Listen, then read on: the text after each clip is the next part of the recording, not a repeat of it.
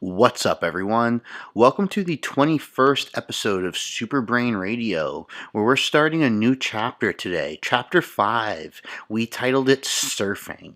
And it's funny to me because when you participate in any type of long term endeavor, the ultimate trend line usually points upward. It usually gets people to where they want to go. But along the way, and when you look at the phenomenology of it, so what it actually feels like versus what's actually happening, it is certainly not an upward trend line steady over time. So that's what this is dedicated to. Up until this point, we've talked about how to get over and deal with hardships, how to actually get better, the right perception, the right little skills you need to actually make tangible change for yourself. But now we're talking about how do you kind of deal with the odds and ends and the little pitfalls along the way on a long-term journey. And I felt surfing was appropriate for that because it's going to feel like you're going up and down and every single which way, and it feels like it's out of control. And sure, it's out of your control, but it's not necessarily out of control. And that important delineation is going to span kind of throughout this episode. First and foremost, we need to realize that humans and your personality are what place the connotation. So your perception of where you are as you're surfing, if you will, is going to be the only factor in that. Sure, there's probably some communicative intuition between if your liver or appendix are about to rupture and you feel terrible. That obviously makes sense. But I'm talking about like the day-to-day where it's you wake up in the morning feeling amazing and you get to skill practice time and you do terrible. Or vice versa, you wake up feeling terrible and actually have a great session of practice. Whatever it is, we're going to try to explain from a mechanistic standpoint and then obviously give advice on how to deal with it for 4 different subject matters. Now, we're starting with fat loss because it's an important ground level foundational biological adaptation that everyone needs to have, and most of the time, people are actually looking for this as an end outcome as well. The reason it's also the first episode is because when we talk about some of the complexities when it comes to dealing with the surfing, there's not that much in fat loss. When we talk about epigenetics, when we talk about little things mattering from a biological cascade standpoint and all that stuff, fat loss kind of has the least on its plate. As we talk about muscle building, true neurogenesis, so actually making something new when it comes to neurons, and the last episode will be a little special, so I'll save it for then, but what we're talking about throughout all this is how the ongoing and semi-linear changing process happening internally is going to manifest in the world and phenomenological perception that you have. Now, for those of you who might just be starting with Super Brain Radio or kind of just stumbling onto my content for the first time, once again, phenomenology is the philosophical study of the difference between individual reality and object-based reality. So what that means is, if you got into an argument with somebody in a closed room, the reality of what happened never happened, and there's only your perception versus their perception going back and forth. And it's the easiest way to kind of break down such a large concept because obviously everything that occurs from a memory standpoint, from a skill change standpoint, almost whatever you want to talk about, even how you respond to someone talking to you, is going to go through this filter of individual perception. So memories, especially as we've talked about in previous episodes, are going to be impacted by this. So we need to recognize that as the pretty much sole difficulty of enduring a long-term journey. So, kind of diving into fat loss now after that little rant about what surfing is going to mean to us, we need to recognize that cells just don't care. They don't have perception, they're blind, they just only know to do the job that they're ingrained to do. So if you're a cell in the pituitary gland, you have all the responsibility in the world when it comes to secreting pituitary hormones and absolutely zero responsibility in the world when it has to do with anything else. Furthermore, cells don't even care about rate. They just care if things are going right. Now, if a cell is going faster or slower, that's because of this Verizon wireless communication that we've talked about in the past of a hormone or ligand acting upon the cell. But it acting upon the cell is not changing the cell's job. It's just making it go faster or slower. So ultimately, whether we are looking to produce more enzymes over time, deal with a certain stressor better, whatever it is, we have this idea that the cell is just blindly doing its job. And that's paramount to actually everything in this entire chapter. Now, let's quickly take that cell concept and now apply it to fat loss and what that really means. Now, I guess in the most reductionist way, fat loss is simply liberating more fat from your cells than you store. Now, that is not to be properly extrapolated to taking in more energy or less energy than you use up. That is not at all the concept here. For example, you can have that fat loss paradigm of just storing less than you take in if you are eating more or less than your body's needs. What you actually eat is only a part of the information, if you will, that the brain takes to determine if fat will be lost or not. It's really important to see it on this as specific as possible spectrum, even though I mentioned it was reductionist, because that is going to be your buoy of objectivity when you ask yourself questions. So if you're kind of at the point where you're like, maybe I should subtract some food from my diet, maybe I shouldn't, instead of thinking about energy, you need to go back and think about, well, if I'm adding food, that means it would be the proper solution to liberating too much fat too quickly and not having any impact on storage. Because ultimately, everything we discuss in this chapter is going to be completely weighed on the scale of, can we do this again? If all of a sudden you run out of cards to play in that sequential manner, kind of we talked about how planning matters so much for learning. I believe it was on the intensification episode. You're going to start to see that the cells are no longer going to be participating in the activities you want them to participate in the same way or rate. So let's say you decided to lose some fat, and the very, very first thing you did was jump on a ketogenic diet and start ripping miles on the pavement. Sure, you might see some fat loss at first because of that drastic change in rate. You're certainly never going to store fat at the same rate that you're liberating at in that specific scenario. But what is going to happen is the stimuli, so what you did, changed, and participated in as a human, is not going to have a proper adaptation curve. Furthermore, it's not going to have any potential for progression, meaning, okay, sure, what happens after the first 2 weeks of weight loss, 4 weeks, 6 weeks even of weight loss? How do you continue this process? And that's why we preceded this with all the episodes we did.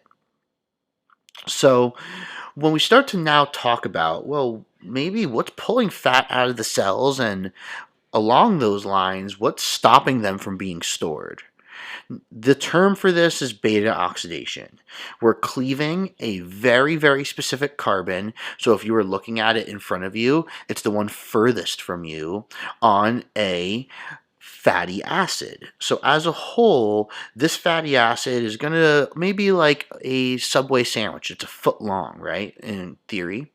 Now, we're maybe peeling off a specific chunk of the bread to make it more digestible at first. And not only did we make it smaller, maybe the piece of bread we peeled off was in like a strategic place. Maybe it was the butt of the bread. It was burnt and inhibiting you from enjoying the sandwich, something like that. It's a strategic portion that we're cleaving to allow us to now do other things. And then the other things are going to involve making that fatty acid even smaller and smaller. And we'll talk about the rest as we get there. But we need to be aware of there's a specific process that is going to peel fats out of their fat cells, and analogously, it's typically going to inhibit the storage of that same fatty acid. So thus, the fat has been lost. There is a process, though. And what I mean by that is it's not just pulling the fat out and hoping it doesn't get put back in. Because if we recognize what we're saying in that exact sentence or two, we're ignoring the concept of safety. So what happens if we're just peeling out a ton really, really fast? What negatives may come along with that? And talking as the cell, what negatives to the cell can happen? Because if they're not doing their jobs, then you're not getting the results. So if we peel out fat too quickly from multiple fat cells, a couple of things are going to happen. The first is that once flexible cell membrane and wall, keeping everything together like a fence, is going to start to become slightly rigid. The amount of stuff coming out is going to create like this ionic vacuum, if you will, where the vacuum's pulling back in. Now, this is going to allow water to be stored. This is going to actually have the cell membrane or that fence be the same shape in perimeter until it readjusts to this now smaller fat cell. So that process is going to occur whether it's healthy or unhealthy fat loss, quote unquote. But more importantly, we just need to be aware of it because that's going to be our regulating factor. So, furthermore, now let's start to think about, well, how many different ways maybe can we go through beta oxidation? Or, more importantly, what are the pros and cons of the different ways we can go through them and balance this out? And yes, of course, I'm leading you to the answers here, right? Let's just focus on two main modes for beta oxidation. We'll just call it parasympathetic and sympathetic, PBO and SBO. One is relaxed, and that's the parasympathetic, and the other is more aggressive, that's the sympathetic. Now, sympathetic beta oxidation just means that there's hormones involved making us go through it much faster. And by going through it faster, we now understand that, oh, that's going to change the cell membrane, that's going to change the ions and the vacuum, if you will, and all that stuff. So what's the pro here? Obviously, the pro is that we're getting fat out of the cells faster. What's the con? The con is that obviously it's more taxing, but more importantly, we're going to run into that cell membrane issue a little bit earlier, and it does not inhibit the restorage of fatty acids very well. Because it's coming out at such a quick rate, we do need fat. We need to adapt to have our body understand that we can deal with less body fat than we have in the past. But the sympathetic beta oxidation is not going to promote that as much. It's simply that increased rate of usage, and there are some other side perks, like a couple hours after, it will help you continue to liberate fatty acids at a greater rate. It will promote better muscle cell physiology and all that stuff. And now let's flip over to the parasympathetic. Now, mind you guys, I'm not trying to promote one over the other. They're both important to fat loss, but you need to understand what card to play. Parasympathetic beta oxidation is going to occur in a more relaxed state, and that's all about primarily inhibiting the storage of fat in the fat cell, and it's going to release it in a cost-free, if you will, manner. Sure, it might not be releasing as much, but the perk in this scenario is a little bit better. This is where we get health through fat loss rather than just losing a bunch of fat and maybe looking unhealthy, actually, if you do it wrong enough, if you will, I guess. But parasympathetic beta oxidation is going to have the best perks. It's going to have that inhibition of fat storage mainly. It's just going to go at a slower rate, and it's actually going to take longer to get its programs on live, I guess is the right way to say it, meaning the instruction booklet for your cells on how to go through parasympathetic beta oxidation is maybe a little bit more complex and a little bit longer, whereas the instruction booklet for cells going through sympathetic beta oxidation is only a page and written for an 8-year-old. So there is a little bit of a higher cost of admission for parasympathetic beta oxidation working properly. My ultimate point here is to look at two things. How am I using these two things in my day, in my schedule, in my lifestyle? And how am I meshing them together to continually adapt? Remember, I've already mentioned this. One of the most important things for fat loss is making sure you can continue to do it. We're playing chess here. We are not throwing darts. So, I've kind of led you to this, but the order in which I listed them in the PDF is going to help you. Always start with parasympathetic beta oxidation. This is going to be your safety net because it's going to inhibit fat storage. It's going to increase health and all the health like parameters we've talked about in some of the earliest episodes. And most importantly, it gives you a lot of opportunity next. Next being after those first 2 weeks, month, 6 weeks, 2 months, whatever it is, of this kind of introductory phase, getting everything synergistic, running at the same rates, and making sure things are just nice and smooth, getting everything online, right? Then you should start looking to intervene with sympathetic beta oxidation. Where can I increase the rate of fat loss? Where can I get some secondary and tertiary benefits from the hormones secreted that do that and all that stuff?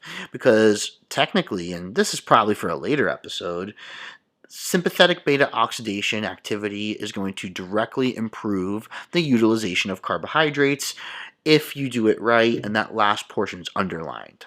Lastly, after you kind of got your PBO and SBO stuff down pat, now start looking at adaptation. Where can I plug in extended periods of time of PBO work to get more perks out of it? Where can I plug in specific SBO times so I can improve other things while losing fat faster? They are kind of like the yin and yang in the sense that they're two axes that are standing and relying on each other to be upright. They're not individual pillars. Now, most people are probably going to have to go back and re-listen to this episode if you haven't been exposed to this stuff in the past.